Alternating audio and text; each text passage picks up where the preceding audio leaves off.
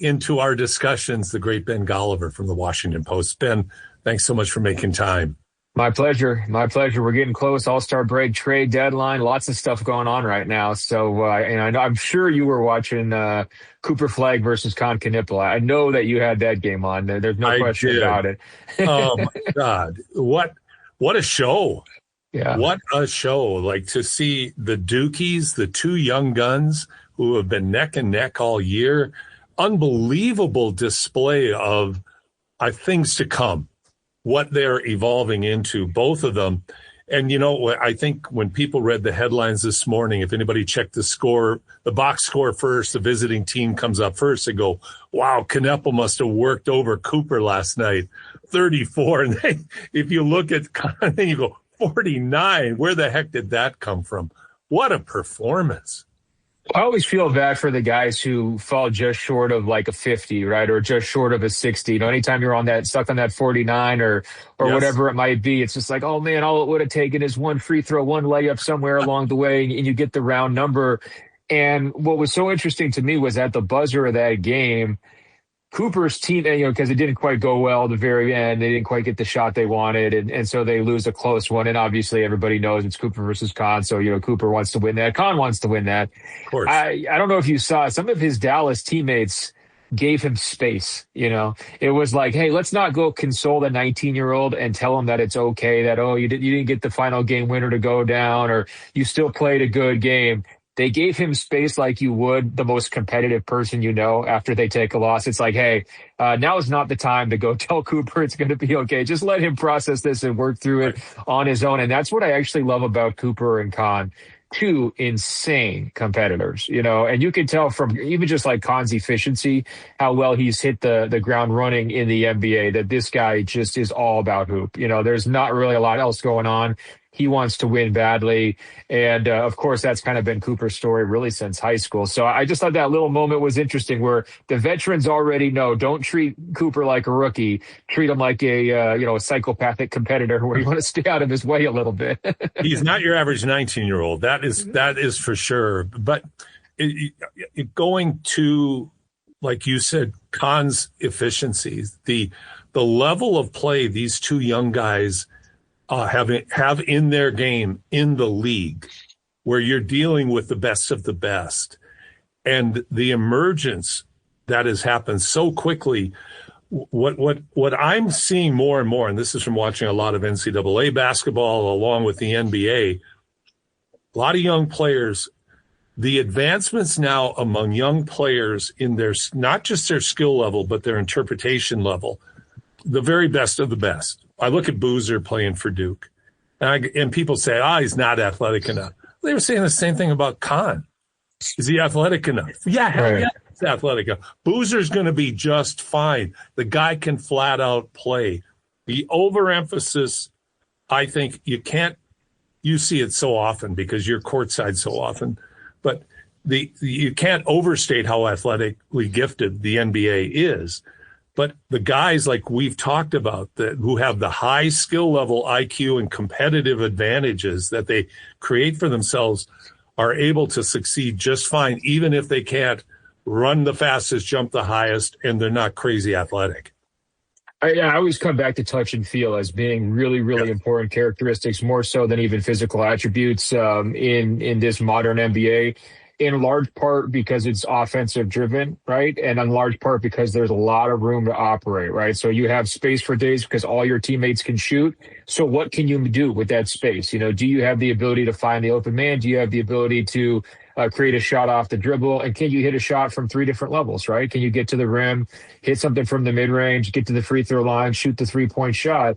Cam Boozer, you know, I got a chance to interview him his senior year of high school. And actually, I talked to his dad, too. And it was really fun because you remember Carlos Boozer. He was the classic prototypical bruising power forward. Absolutely. You know, you're going to be in an ice bath after you play this guy. He's going to give you 20-10, but it's not necessarily going to be pretty. And he's hardly ever going to take three-point shots. And what Carlos told me, well, first of all, he was a very proud dad. And I think that he was glad that the Suns chose Duke because for a while there, they didn't want to do it. It was the classic, we want to go anywhere but where dad went, right? Absolutely. So he was really glad that they came back into the fold. But he was also just saying, I'm so jealous of the stuff that Cam can do. He's like, there's so many things on the basketball court that his son, who is built with very similar dimensions as Carlos, but just plays a completely different modern game, right? The passing ability jumps out to me with Cam Boozer. Obviously, the scoring and the motor, he's always going to get you 10 rebounds. Like, that's just, default. Right. You're going to get that. But then also the versatility and the fluidity. And I think that's why he's going to be, okay in the end. Like, maybe he doesn't have the super leaping shot block stuff, right? But he can move around the court. He can step out and defend multiple positions. He can punish switches, right? If you get him on a smaller guy, he's going to take that guy into the paint.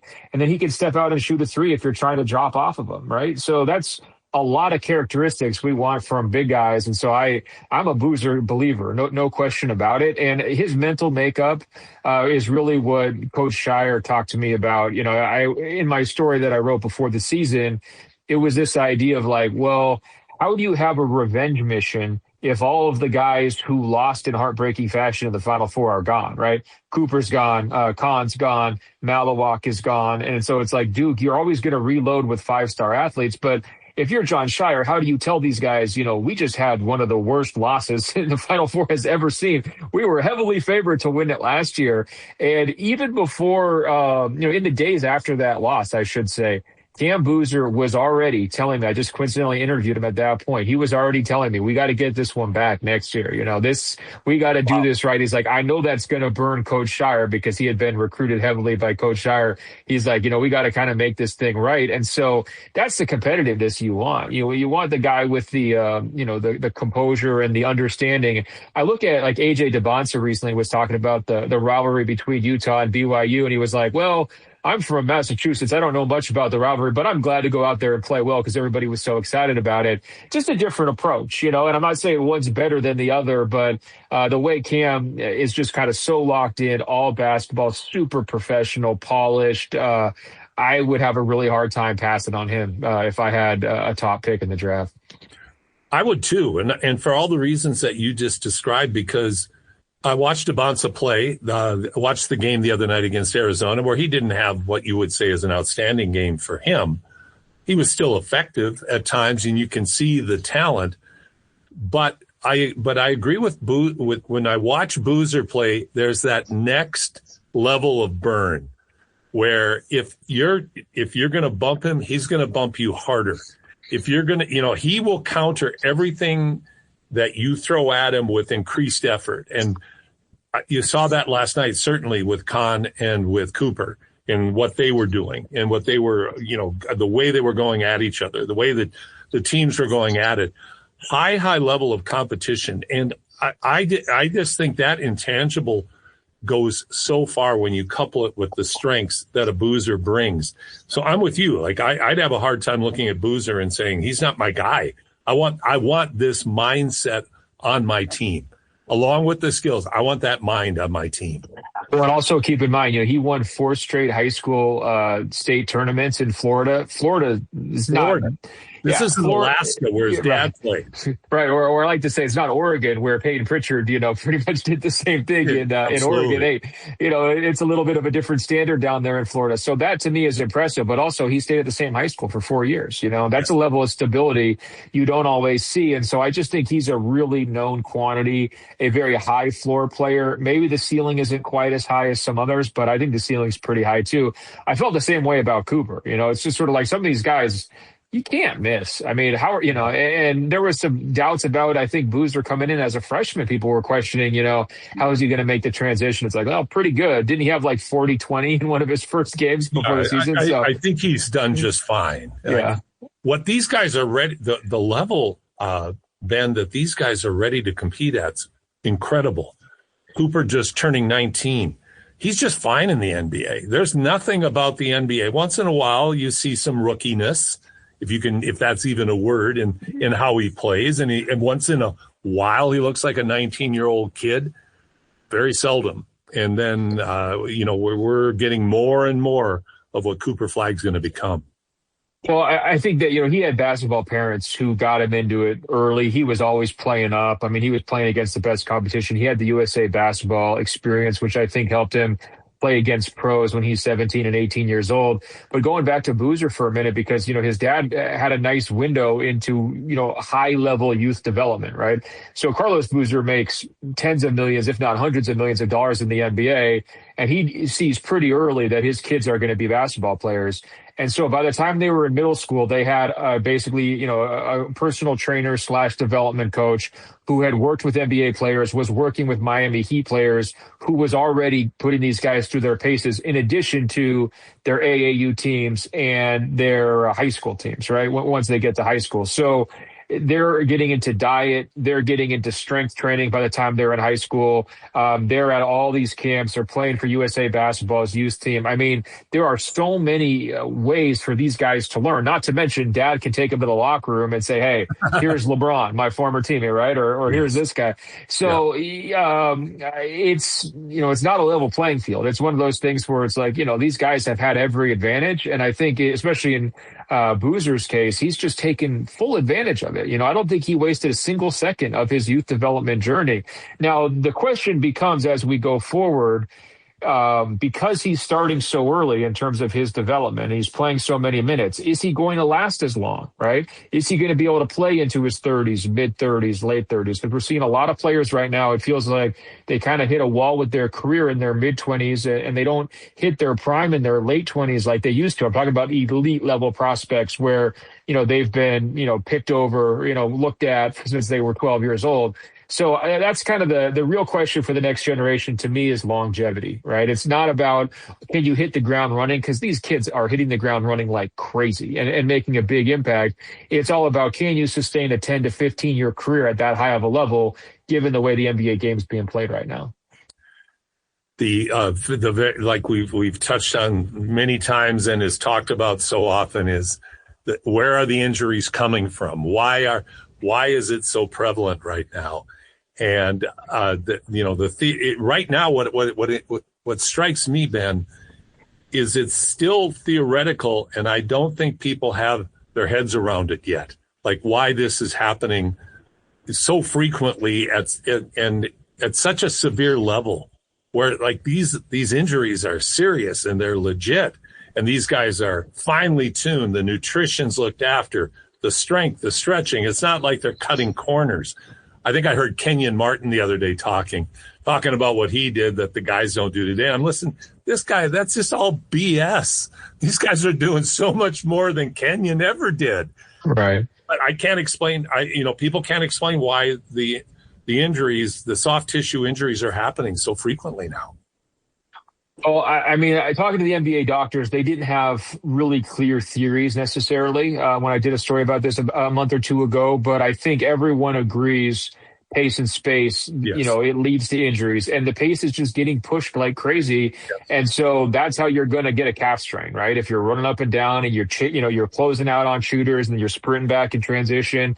And if you watch a game today versus a game even 10 years ago, and you just put them side by side, you're going to think today's game is on fast forward. It's just 100%. so fast and so athletic. And the NBA really weeded out all of the unathletic players over the last 10 years. It's very, very difficult if you're overweight in any way or you happen to be slow, from a foot speed standpoint, to keep up, and you're just going to get basically turned over and you're out. Your career is shorter than you would have thought it would have been. So, I think that is really what I think is the biggest cause of it. I think the other thing that people are concerned about, though, is mileage before they come into the NBA, because I think you're seeing some international players are getting deeper into their careers, able to play at a very high MVP level without the same kind of breakdown type injuries as many of the high level American players. And the idea is, well, they're playing too many games in AAU year round. And when you start to think about the profit motive now with NIL, and you can sign deals in high school with agencies and everything, the pressure to just always be playing, to always show what you can do, to, always be on social media with a new post and in content and everything, it's just exhausting. And if you're starting that cycle on bodies that are 12, 13, 14 years old, maybe we shouldn't be surprised that they burn out when they're 26 years old, right? That seems almost logical. And, back in the days, does anybody even know who Michael Jordan is until he's hitting the jumper for North Carolina? I mean, I'm being a little facetious here, but he is Not not very. under the No, you're same kind of not. You're microscope. 100% right. Yeah. That's a And whole different deal. he's going to camps, I'm sure. But if you're just talking about like how many game hours is he playing when he's a teenager compared to this current generation, it's just completely different. And so, that's why it's frustrating, because the idea of like, well, how do we stop the injuries? Well, you could try to slow the game down. You could try to make it harder to make 3-pointers, right? You could try to manipulate that, but you can't change capitalism.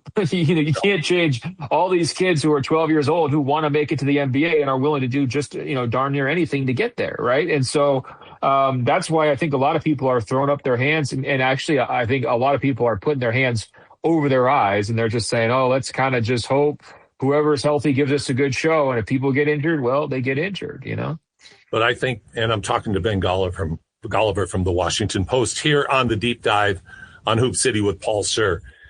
Ben, I think the hand over the eyes is the correct description, because it's like you're referring correctly to the 12-year-old kid who's going to get some NIL money now and is expected to perform now. It's those people pushing him who also have their hand in the pot that are a big source of this pressure-packed environment and all of this plethora of opportunities and high expectation events that are going year-round. What I see is the trickle-down effect, which I find fascinating because, being up here in Alberta. Now, Alberta in Canada right now has 15 players in Division I basketball on the guys' side and 12 on the girls' side. 10 years ago, we had like one here and there. Like, it has changed. And it's not, in my opinion, it's not so much that the kids are that much better now. It's just they're noticed that much earlier. And they are improving. They are more athletic. They are all of those things. But it's the influences, it's the voices. Parents into clubs, into trainers, into tournaments, into circuits, into travel agencies, into tourism. Like, it's just it's capitalism just gobbling up every dollar that they can. And the kids are at the center of it as the commodities. There's no question about it. I think if you have parents listening, you have to make some choices, I think, in terms of how to guide your kids. And you don't always have to say yes, try to find coaches that you trust and schedules that make sense, and understand that burnout is absolutely possible. At the same time, we can say capitalism is helping here. I mean, these players have value, and for decades, all they got was the scholarship, right? "Quote unquote," all they got. I mean, a lot of people would kill for a scholarship. I understand that perspective too, but Camp Boozer's worth millions to Duke, right? Everybody knows, everybody agrees. It's just, that's a fact. They're willing to pay it. And so there have been some benefits to this system, but I think, ultimately the NBA winds up, paying some of those costs, right? Because by the time the players come through and they're in their mid-20s, and you're expecting this is going to be the next generation, the face of the league, the guys who we can build around, the guys who are going to take the torch and the mantle and carry USA basketball and all that stuff. If those guys just can't stay healthy because they're breaking down constantly, that's, the NBA gets left holding the bag. So that part's a little bit tricky, but, they don't have preps to pros. If I were the NBA, I would consider bringing that back, because Cooper was ready to play in the NBA when he was a Duke freshman. There are guys who are ready. And you also just get one more really good year out of some players who are struggling to have that longevity. So I don't know, if it were up to you, would you try to change anything about the NBA to protect the players, in a sense of, can we slow the game down a little bit? Maybe like shot clock reset, instead of going to 14, goes back to 24 like it used to, or instead of 8 seconds to bring the ball up the court, maybe you get 10. Would you do any of those kinds of things to just introduce a level of restraint, like a brake pedal, so to speak? Ben Golliver, Washington Post, joining me on Hoop City with Paul Sir. We'll be right back after these messages. People say, we should go to FIBA. I'd rather watch an NCAA game any day of the week, a good NCAA game over a good FIBA game. Myself, I still love some of the old school NCAA rules. So 10 second. I mean, the answer is the one that will never happen. 65 games instead of 82. That ain't happening. But if you want to make it less stressful, you have fewer games. 48 minutes in today's NBA over 82 games plus the playoffs. What do you get? 117 if you get to the finals when you count exhibition and playoffs. I mean, physically, with the demands that you described so accurately right now, but the only way to slow it down is shorten the game or shorten the season. Play fewer. No question. And that's one thing the NBA has said is that they do notice more of the soft tissue type injuries early in the season because, guys have maybe taken some time off and they're getting back into it. The preseason has been condensed, right? Because they're trying to find different ways to shorten things without actually killing the golden goose of the 82 game regular season. So now you have some players, maybe they play in preseason, maybe they don't. And then they hit the ground running to start the season, and then boom, they strain a calf or they strain something else. That would be another opportunity, would be to potentially go back to a longer preseason, give guys more ramp up time. I don't know if that would help. But the NBA Cup has also screwed up the schedule a decent amount, and the NBA is very defensive about that. They don't want people blaming the Cup, but I do think that that's another potential factor here of these last couple of years is just the cadence of the season has been a little bit different in certain circumstances. And if you're playing a lot of games in a short period of time, that's another possibility where, the injury risk would increase. But I'm with you. At some point, the lost money due to injuries, you would think would change the perception. Because I think this year I tallied it up. The NBA was on track to lose $500 billion, $525 million this season in salary for the top 30 players only due to injury, right? So that's $500 million just off the top. Hey, this is LeBron's not playing for a month. Anthony Davis isn't playing for 2 months. Jason Tatum's out the whole year. You add all those costs that they're paying for games guys aren't playing. That's a lot of money. Now, if you cut down to 65 games, you're going to probably be losing more money than that. But at some point, the math might pencil out where there's so many injuries. You're holding all these games without the star players. I guess people are showing up, but probably not as many, and they're not paying as much as if the stars were out there. Maybe it would become financially in everybody's best interest to actually shorten the season. We're not there yet, but if the injuries keep going like they're going, we could eventually get there. Logic would say yes, but the dollars and the accountants will probably say no. So it's going to be real interesting to see how systemic, or are they able to counter this through improved training, through improved conditioning. I mean, we've come so far. I don't know how much more advanced the human body can become, like the athletes in the NBA and other professional sports as well.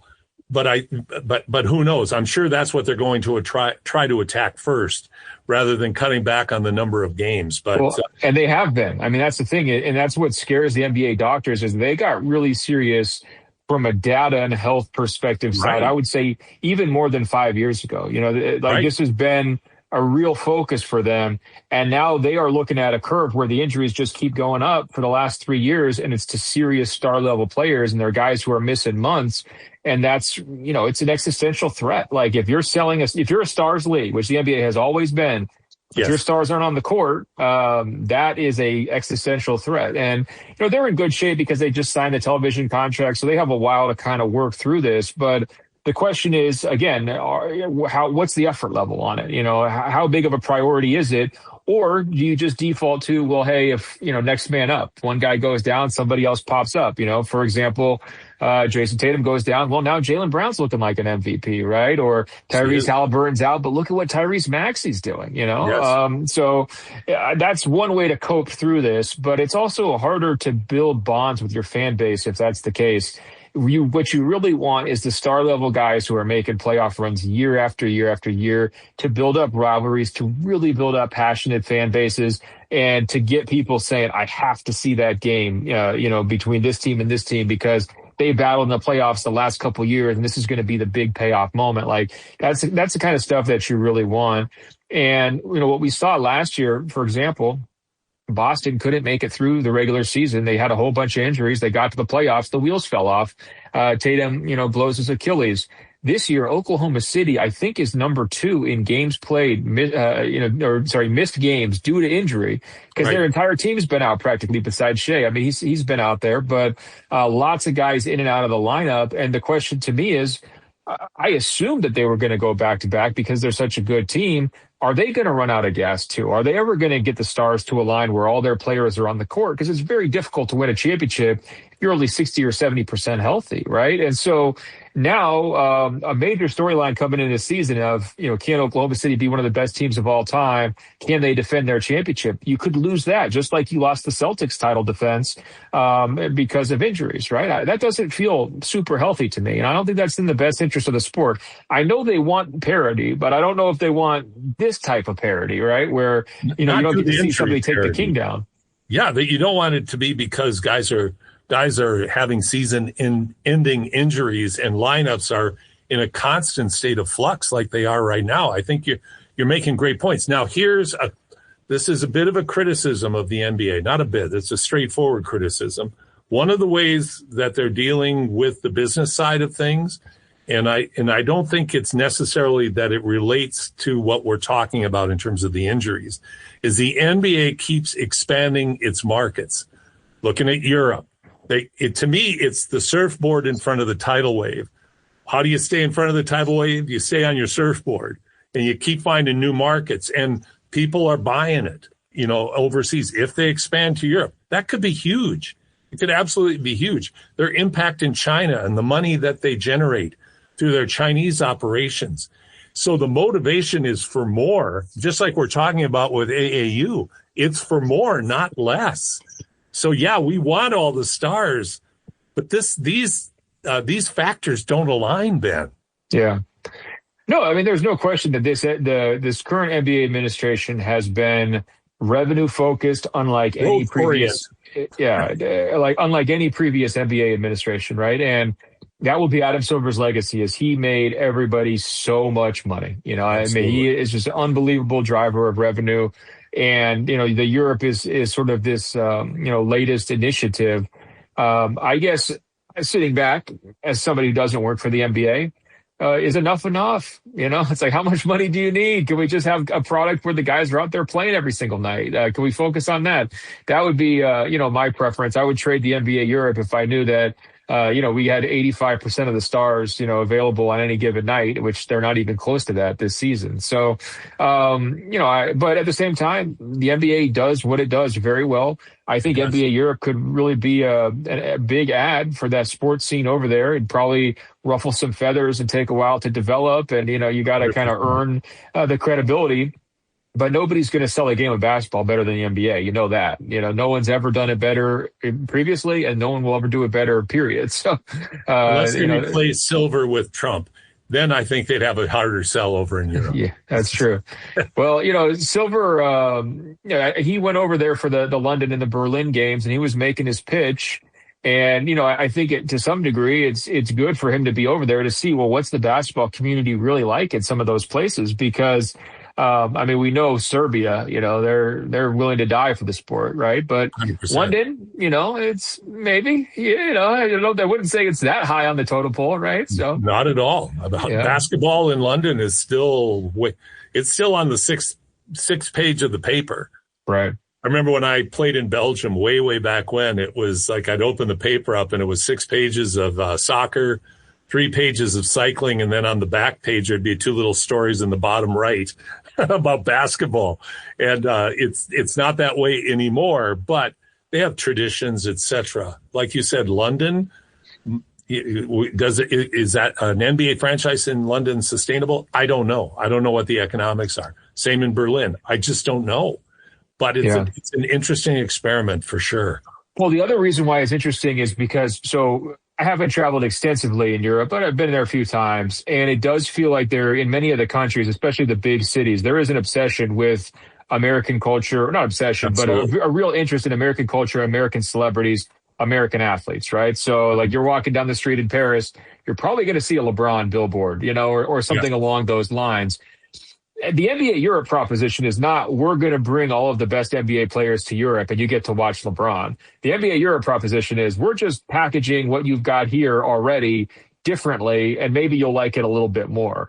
And so I think for the European consumer who is accustomed to having the very best soccer players, right? The very best players in some other sports that they follow, now looking at, well, we're going to be the home for the minor league. Well, the NFL Europe tried this, right? And that didn't work because if you actually care about American football in Europe, you just watch the NFL or you find a way to watch the tape delay, right? You don't necessarily want to watch a lesser product. And so that's the tricky part is you've got some connoisseurs over there, people who love American culture potentially as a captive audience, but they want the best of the best. They're accustomed to the best of the best from a sports standpoint, and they're not going to get it. It's sort of like MLS, here, if you're a soccer fan, most soccer fans I talk to, they don't care about the MLS. They care about the Premier League, and they just watch the Premier League, right? So great comparison. Yeah, I think, it's one of those things where there's an opportunity, but I wonder how big the opportunity is. What I would love to see, though, is can you imagine the first player, like imagine Wemby, right? Or, imagine the next generation Wemby who comes up through NBA Europe and then gets to graduate to the NBA draft and then comes to the NBA, right? And then potentially once he's ready to wind down his career, he could go back to NBA Europe for the last season or two, sort of like Messi coming to Miami, just to the tail end of his career. You could imagine a really beautiful story for players, just progressing through that curve, their fans tracking their movement. Oh, I remember when I watched him for Paris Saint-Germain. Now he plays for the, Los Angeles Lakers, and he's going to come back to PSG after the Lakers tenure. Like, that could be really beautiful. So I do see the vision. I do see the appeal and the idea of like, oh, you got like an incredible 14-year-old prodigy who's playing in NBA Europe, and that would make the world go crazy. Like, I can see there's a real opportunity here, but they got some work to do to make it happen. Absolutely. I'm talking to Ben Golliver from the Washington Post here on Hoop City with Paul Sir on the deep dive. We got to talk trade, Ben. Giannis Antetokounmpo, I think it's safe to say, is not going to be in Milwaukee much longer. You hear the various teams, Miami, Golden State, New York Knicks, even the Timberwolves are in the conversation now. With your ear to the ground, what do you think? Number one, is it a 1 in 100 chance Giannis stays in Milwaukee, or is it 50-50, or is it better than that? Or it just seems like a fait accompli now. Like, it's just going to happen. Like, the tables have turned. It's no longer Giannis staying in Milwaukee. It's just, where can Milwaukee get the best deal? Yeah, it feels like the choice is now. It's more of a matter of when, not if. Do you make the trade here before the deadline, or do you wait until the summer? Now, I think Milwaukee is positioned to potentially wait until the summer because Giannis has already had multiple injuries. The season is pretty much already a lost cause. He's sidelined currently, and if they tank, they actually get to keep their draft pick. And they've traded away a lot of future draft picks. So every young player they can bring into the mix right now is a huge boon for whatever comes after Giannis. So they have a lot of motivation to say, hey, we could just wait until the summer here, shut Giannis down. Sorry, you haven't stayed healthy. And then just let the remaining players lose these games, and they'll lose them because they don't have very many good players on that team. There are not. And then now you go into the summer, you have a number 1 pick or, a top 5 pick to add to your group as your new centerpiece. And then you kind of open up Giannis on the trade market, and there could be some teams that have a lot more draft picks to trade available to them by the time they reach the summer, just because of the way the NBA's complicated trade rules work. So for Milwaukee, it's been a disastrous season, but that's not a bad fallback plan. There is some real, logic to waiting and then just figure it out in the summer, right? Now, the counter argument to that would be Giannis doesn't have many years left on his contract. It's sort of like this one plus one more, then he's going to want an extension. So there could be a team that says, let's be proactive here. Let's trade for him now so we could have him as part of our group this year and try to win a championship this year. Hopefully he comes back healthy, and then we get another shot next year, and then we kind of sort things out when it comes to the money side, right? So you could see there being potentially some teams that are like aspiring contenders who say, we don't want to wait until the summer. We want to take advantage of like an Eastern Conference, for example, that's wide open, that doesn't really have a clear, number 1 threat. So that's going to be the balance. It's between, is there real urgency out here to do it, or does it get kicked to the summer? The other interesting dynamic that everybody should know about is that Milwaukee has traded away what I call hostage picks. So, Portland is the hostage taker. Portland owns a bunch of their future draft picks. And so the problem is if you trade Giannis and you try to go into a rebuilding cycle, you have nothing to show for it because you don't own your own draft picks, right? So you could finish with the worst record in the league. Portland still gets to keep that pick. And so that's why you're sort of in a hostage situation where you're trying to come up with any trade that could possibly get your own picks back from Portland. And so if you're Portland, you're saying, well, make me an offer. I'm listening. You're sitting there, thinking this is the best leverage you could ever possibly imagine. And so for Milwaukee, it forces a couple of choices. You could either try to create a trade that maybe 3 teams, 4 teams that gets you some of your picks back from Milwaukee. And now you can go, through the normal rebuilding cycle. Or you can say, we don't want to trade for young players. We want to trade Giannis for guys who can help us right now because we don't have our picks. We can't get our picks back. And so we just need to at least have somebody to go out there and be decent. A good example of that trade would actually be when the Spurs traded Kawhi Leonard to the Raptors for DeMar DeRozan and other pieces. Instead of trying to get, I want as many draft picks as possible, they said, hey, we have a pretty good team even without Kawhi. If we bring DeMar in, he's not as good as Kawhi, but we can still make the playoffs. We can still be competitive. We can still put a good product on the court. Those are the kinds of choices that Milwaukee faces. And we don't know which way they're going to go because they've been denying that they wanted to trade Giannis for the last 10 years. So we don't really know. We know their thinking. Their thinking is, man, we wanted to keep Giannis, right? That's and now they enter a new era. And so that's why it'll be interesting. Can they really make a trade here on this short timeline, right? This is a pretty quick turnaround until the deadline on Thursday. Are they going to be able to pull something off, or are they going to say, you know what, pump the brakes, let's figure it out this summer? Who would have ever thought, Josh, that Sweet Caroline would become the mega song at sports events? In a million years, I would have never picked Sweet Caroline out of a musical lineup. Yeah, for it to be the number one sports song ever, essentially, is insane. It's a crazy thought. It's a crazy thought. A couple of Neil Diamond stories. Number one, in the days of the Edmonton Energy, the International Basketball League franchise that was here from 2008 to 2012. In the 2010 era, that year, we had a good team, and we went to Los Angeles, and we played in Thousand Oaks against the LA team that had 4 ex-NBA NBA players on it. Toby Bailey from UCLA, Brian Russell, who I got the chance to talk to after the game, and I said, did Jordan push you off in the Utah-Chicago game? Hell yes, he said. Hell yeah. And I said, Brian, the video doesn't back you up on it. And he goes, oh, he pushed me. But where I'm going with this on Neil Diamond is at halftime, they had a Neil Diamond impersonator, and he was great. He sounded just like Neil Diamond. But to have Sweet Caroline as part of our hits of 1969 always never ceases to amaze me, but it's fantastic at a sporting event, the way the crowd gets behind it.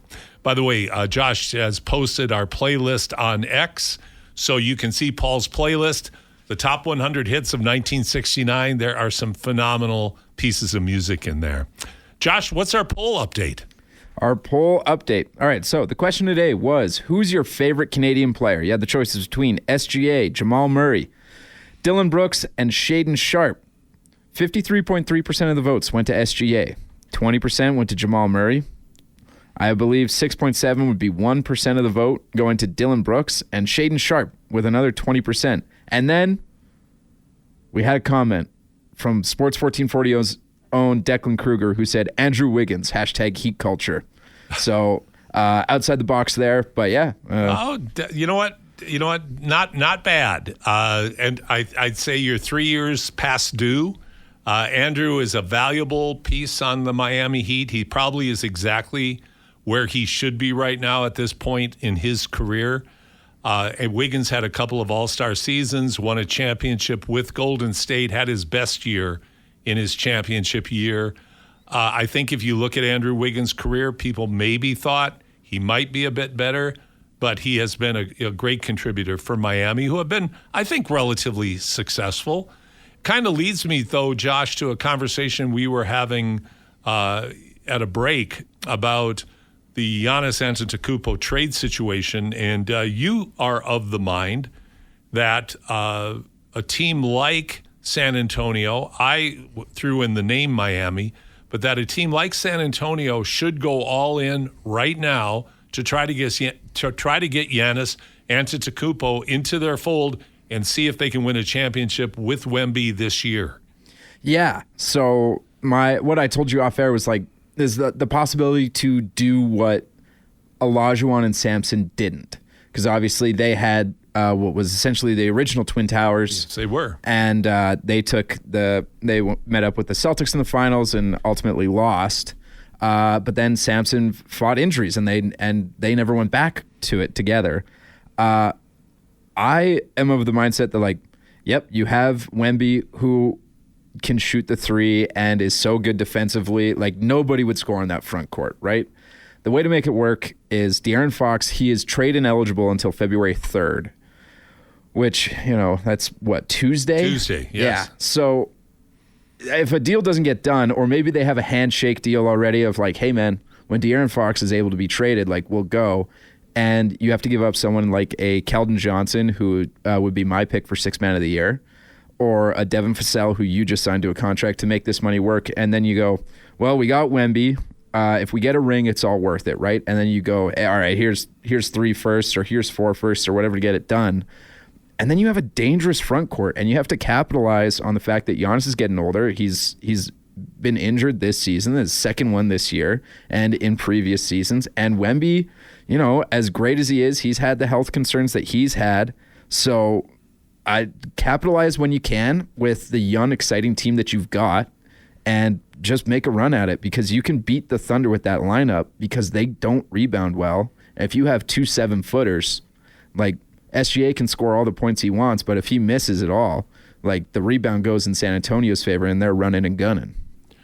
It's interesting you bring up a couple of things about what you just commented on, Josh, are really interesting.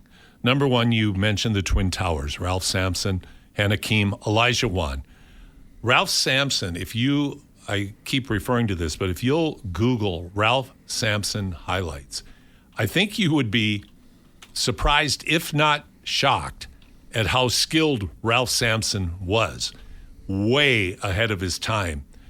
Not that far off in terms of size, might be the same size as Wemby, real close, if not the same size. Certainly does not have the skill set Wemby has now, but had all of the inclinations of developing that skill set as a 7'4" guy who could lead the fast break and make good decisions with the ball, as well as shoot the square-up jump shot. Not the three-pointer so much, because the emphasis on threes back then was far, far different, obviously, than it is now. So that's number one. Number two, I also think you make a valid point that has to always torment GMs and front office people. And I will use the Raptors as the example. You have the shining... The star at the top of the Christmas tree of the Toronto Raptors in 2019, rolling the dice, renting Kawhi, knowing full well there was 100% certainty, not 99.99, 100% certainty Kawhi was not coming back. But you took him for a year and you won a championship. And that has to linger. That thought has to linger in the backs of many GMs' minds of, do we go for it now? Because the danger with staying the course is, A, how fast will your players develop? B, will they stay healthy? AKA, to your point about Wemby. And C, are you going to be able to keep everybody in the fold? Like the OKC Thunder right now. I mean, up through the first 25 games, obviously everybody's thinking, this is a dynasty. This is going to be unbelievable. They're going to break the regular season record. Everything's going to go their way. Well, now you see how cruel the fates are in professional sports, and things aren't all going the Thunder's way. And so the win now mentality does have to enter in if you've got the pieces, because you don't know how those pieces are actually going to play out, do you? No, you really don't. Again, like, I think all of the fans in the Olajuwon Sampson era thought, hey, we have so much more time. 2 seasons later, he was on the Golden State Warriors. Golden State Warriors in a shadow of who he once was. And injuries, even though there's a huge amount of attention being paid to the soft tissue injuries that Ben Golliver did a remarkable job of explaining. And I also appreciated giving us the insight from the doctors who actually work with these athletes. This is a very fickle business, and oftentimes it is the injuries that destroy potential. It's only potential when it's realized. The potential is only are only results when they're realized. Otherwise, it's still just potential. And for San Antonio right now, are they on the right path?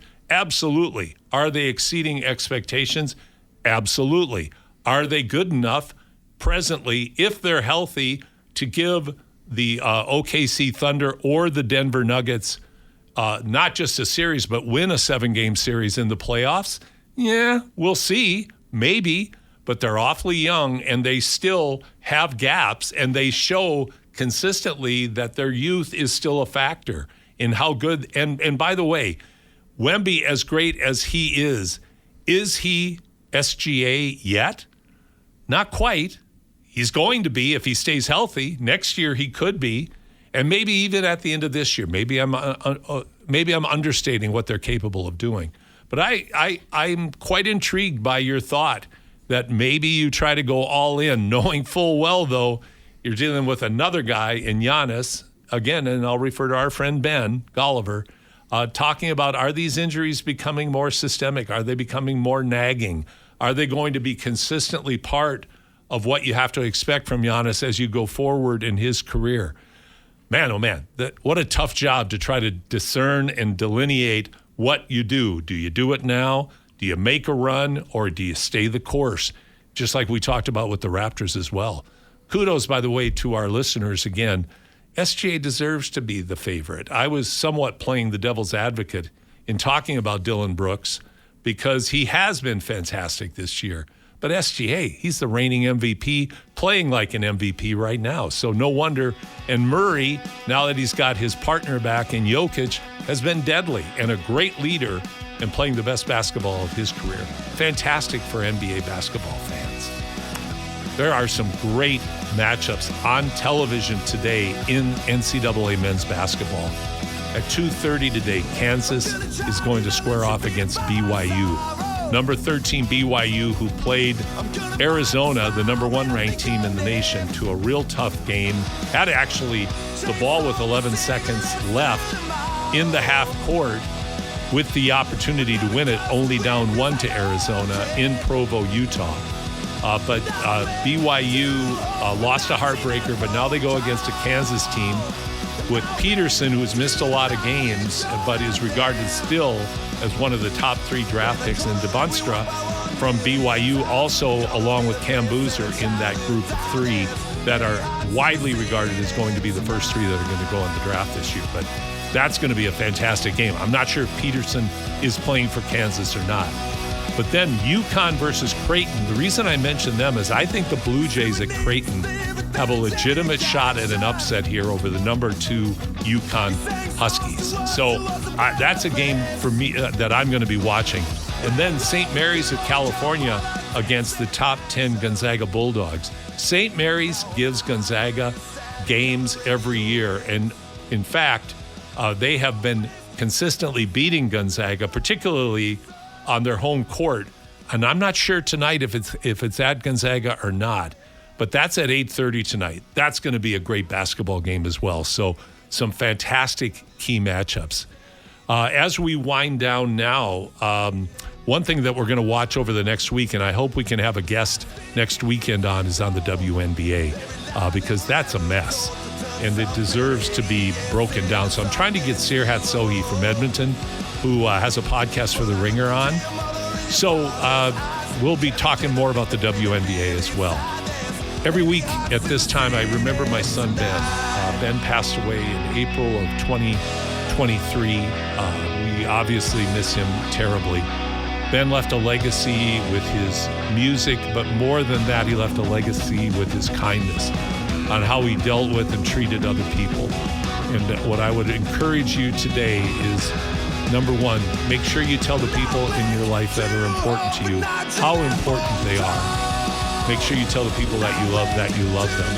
And make sure we treat our fellow people everywhere with kindness and always give people the benefit of the doubt, because we don't know what they're going through in their lives. And Ben was always going out of his way to be kind to those who are having difficult times in their lives. So please, be kind to others. It sounds trite to say it like that, but so often we forget that when we get caught up in our day-to-day life. Josh, this has been a great show.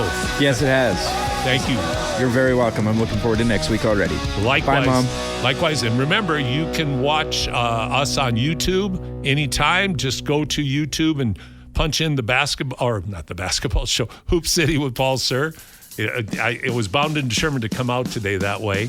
And of course, our podcasts are on your favorite podcast provider. Thanks so much for joining us this week. Have a great week on and off the court. You've been listening to Hoop City with Paul Sir and Josh Fenwick on your sports leader, Sports 1440.